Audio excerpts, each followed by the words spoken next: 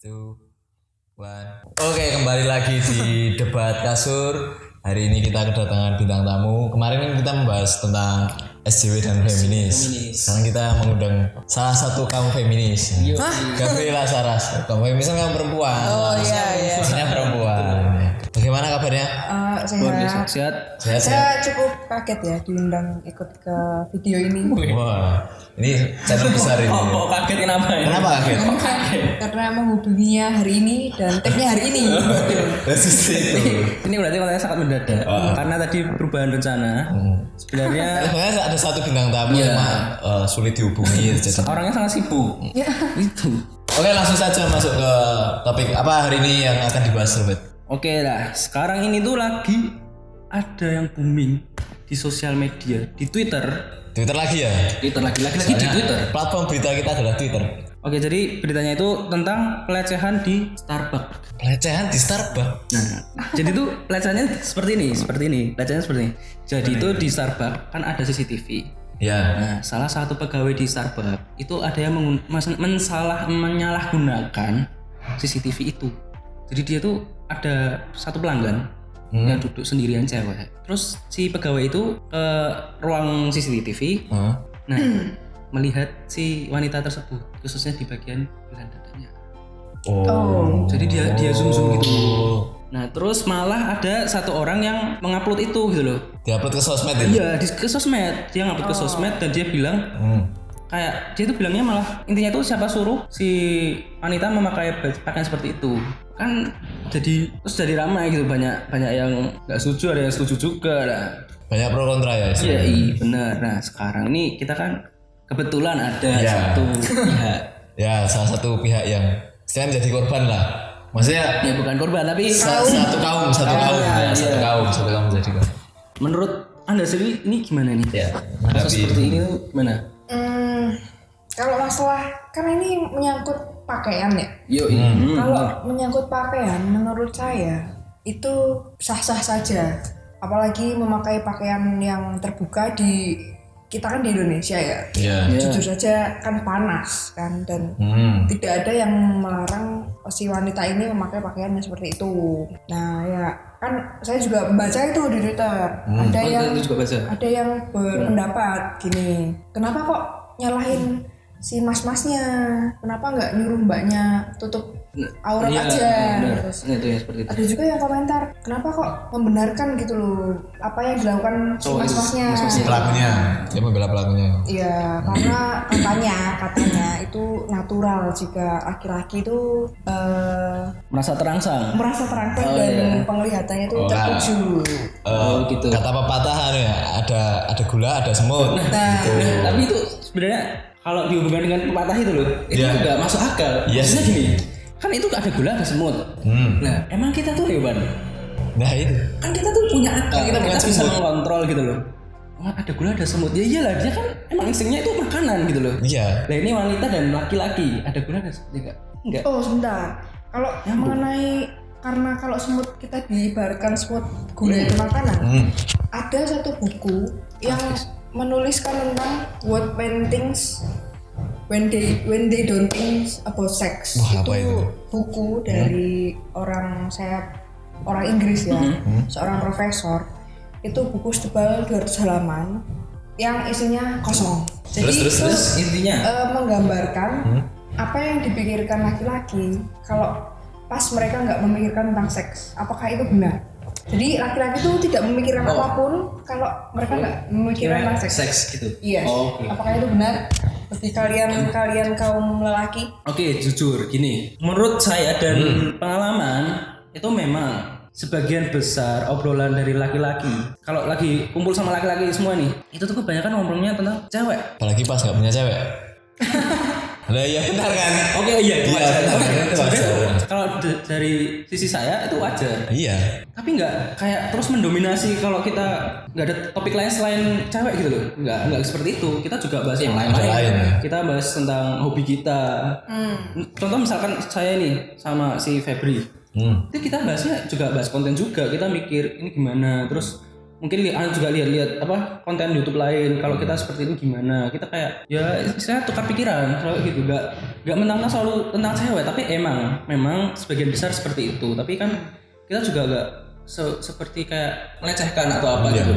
Loh, lagi pula kan kita kalau bikin konten juga itu referensi kita tuh bukan kontennya Kimi Hime ataupun siapa lagi ya yang seperti itulah. Konten kita tuh yang Deddy Corbuzier, Bosman Mardigu. Tapi secara pribadi saya akui memang kalau cowok-cowok terutama kalau lagi nongkrong ada cewek ya bisa dibilang eye catching lah, itu pasti langsung wih menarik wih. Ya, itu kalau itu menurutku kayak masih wajar gitu. Kayak misalkan kalau cewek pergi ke mall, dia lihat barang yang bagus, pasti menarik dia lihat. Nah, kalau si cowok kita lebih cenderung ke wanita misalkan seperti itu. Karena penampilannya menarik gitu loh. Tapi kita terus nggak ambil handphone terus kita zoomin gitu enggak. kita zoom, kita story enggak. Itu kan konsumsi pribadi gitu loh. Berarti semuanya tuh tergantung prioritas dan pengendalian diri ya. Iya benar. Tapi kalau di kasus ini sebelum ke pelecehan itu, kalau menurut aku itu kesalahannya itu ada di penyalahgunaan CCTV. Kan CCTV kan digunakan untuk melakukan pengawasan kondisi restoran. Nah kalau dibuat seperti itu, pertama itu sudah salah. Dan aku setuju sih kalau emang pakaian itu sebenarnya tuh menurut aku nggak bisa disalahkan cara berpakaian wanita. Tergantung kita melihatnya bagaimana. Kalau pemikiran kita gitu terus, lama-lama desainer, stylist gitu pusing. Mau bikin baju seperti apa? Apakah bajunya akan menyinggung? Kan gitu kan. Ya pusing kan. Terus mereka dapat rezeki dari mana juga kan. Terlebih emang di kasus itu pakaiannya enggak cuma pakaian dalam gitu doang kan. Enggak kayak di pakaian pantai. Ya masih wajar, masih ketutup kan. Kok terus emang disengaja di zoom gitu. Berarti kan emang dari pelakunya nggak beres lah menurutku mentalnya juga. Bingas ya soalnya. Tapi gimana ya? Pernah nih ya jujur aja tuh kayak aku mikir kenapa ya kok cewek kayaknya seksi gitu loh. Aku pernah mikirnya gitu, pernah kayak terlintas itu. Terus lama-kelamaan aku udah gede itu, terus aku mikir oh iya kok ngapain nyalain yang make. Sedangkan tuh banyak kasus yang orang yang udah tertutup tetap aja kena pelecehan. Nah itu aku jadi oh iya berarti tuh mindset orang gitu loh. Iya, itu mindset orang. Satu yang lihat kan. Benar. Sebenarnya tanpa kita sadari kalau ngobrol tentang pelecehan itu nggak secara langsung kita menjurus ke area-area vital, itu ada yang sudah termasuk pelecehan. Contohnya catcalling. Ya. Kita di jalan ada meong. Iya.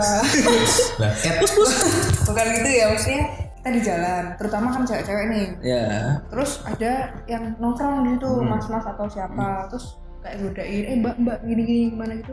Catcalling itu sudah termasuk pelecehan seksual. Oh berarti gini ya, batas cewek dianggap dilecehkan itu seperti apa? Menurut saya sudah termasuk pelecehan. Itu adalah ketika kita ngomong sama orang, entah itu siapa, tetapi pandangan mereka, fokus mereka itu bukan ke mata. Oh iya, itu sudah termasuk pelecehan kalau menurut saya sih ya. Karena kalau kita ngobrol tentang hal-hal yang normal ya, yang di luar tabu atau gimana, itu kan tanpa memfokuskan memandang area-area tertentu kan sudah cukup gitu loh. Tapi kenapa kok yang dipandang itu gitu? Iya. Dan itu menurut Saras ya seperti itu. Nah kebetulan tuh aku baru ingat, ini kakak saya tuh pernah juga kena kayak gitu. Karena dia tuh waktu jalan sering di catcalling. Nah tapi seperti ini, menurut kakak saya pelecehan itu kayak perang mental antara si korban dan si pelaku. Jadi seperti ini, misalnya ada orang yang catcalling ke seorang wanita, nah itu seharusnya si wanita itu balas balik. Kalau bisa malah kayak ngegas gitu loh, supaya ya kan pasti cowoknya juga kaget dong, kok berani gitu loh. Nah seperti itu harusnya. Terus dan aku juga pernah lihat tuh di satu konten juga, dia bilang misalkan suatu saat nanti kamu dilecehkan seorang pria, misalkan si pria itu menunjukkan alat kelaminnya di depanmu. Oh banyak tuh denger. Kalau bisa kamu langsung tertawa. Kamu tunjuk kelamin itu langsung tertawa. Dia bilang seperti itu. Itu biar supaya kayak pendominasian mental itu terjadi pada di wanitanya. Jadi wanitanya lebih mendominasi dan laki-lakinya jadi kayak malu, dia malu sendiri gitu loh. Diumpetin lagi. Iya sih. Tapi kalau yang kayak gitu itu jarang ya, karena Iya, kalau jarang, kita lihat sesuatu yang jarang kita lihat itu kan kaget dulu ya. Iya. Kalau kaget kan kita pasti Speechless. gimana gitu. Luwe. Pikir untuk melecehkan kembali atau membalas atau menyetarakan mental itu kan ya susah juga. Susah juga gitu. tuh kayak emang ya kayak harus bangun dari awalnya dulu udah mentalnya seperti itu. Tapi ini aku mau tanya, kalau misal ada cewek jalan, terus ada cowok manggil, dia cantik, itu termasuk pelecehan nggak? Ya karena semua itu tergantung mental yang dipanggil gitu loh. Karena kalau kebanyakan dari catcalling itu langsung menjurus ke menyinggung fisik, atau walaupun cantik juga fisik ya, tapi kan lebih ke menggoda gitu loh. Oh iya dengan unsur-unsur menggoda itu sih ya sebenarnya. Jadi kayak misalnya stranger gitu panggil gitu kayak udah termasuk itu sih catcalling juga ya. Iya. Tapi lebih ke so asik sih. So kenal kan kayak gak kenal terus tiba-tiba manggil dia cantik, emang lu siapa kan gitu.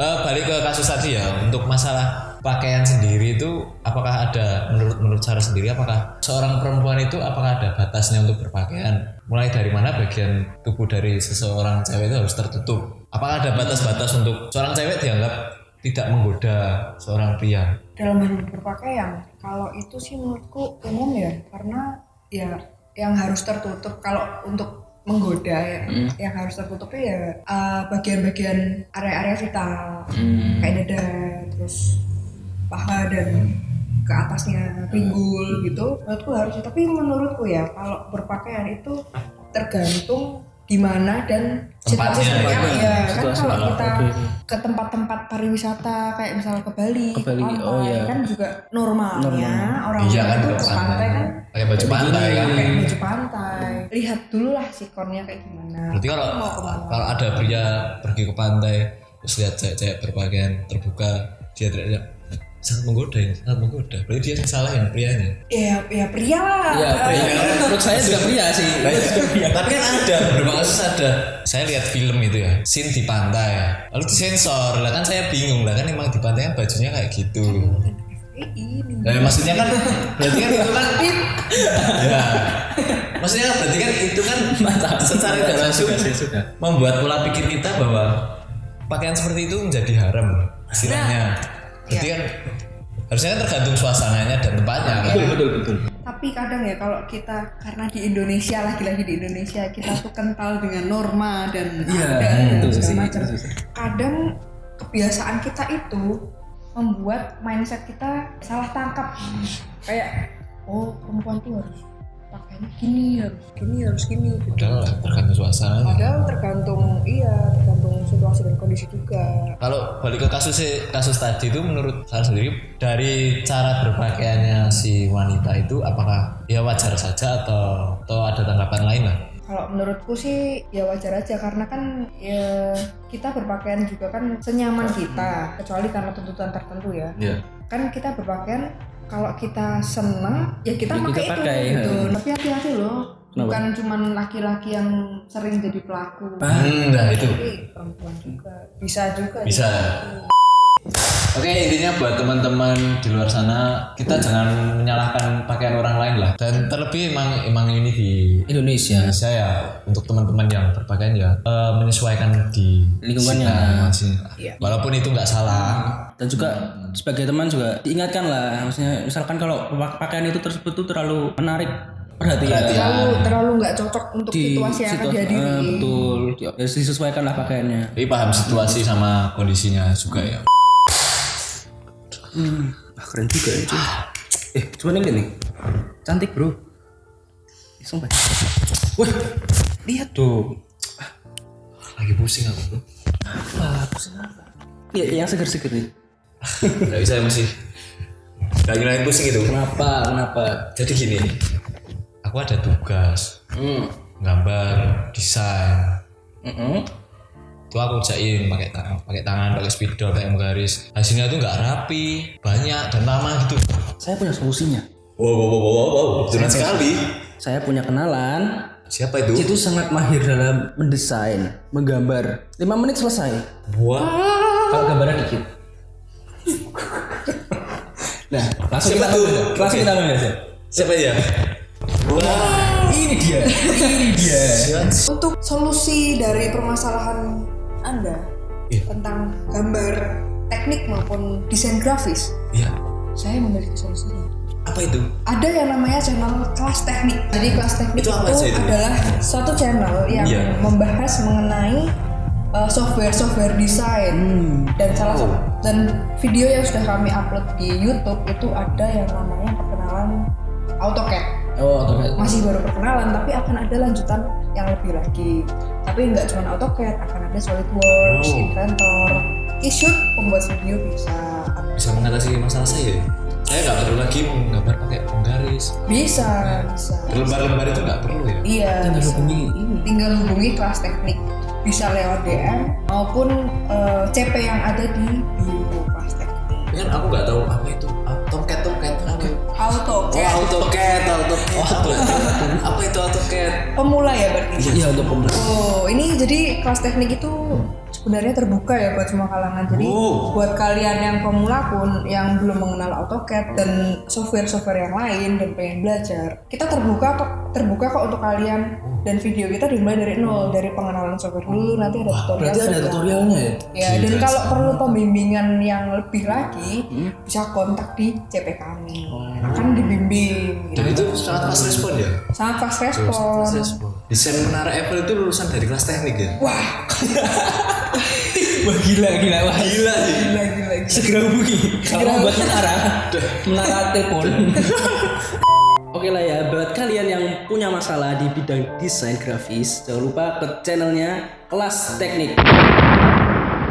Mantap.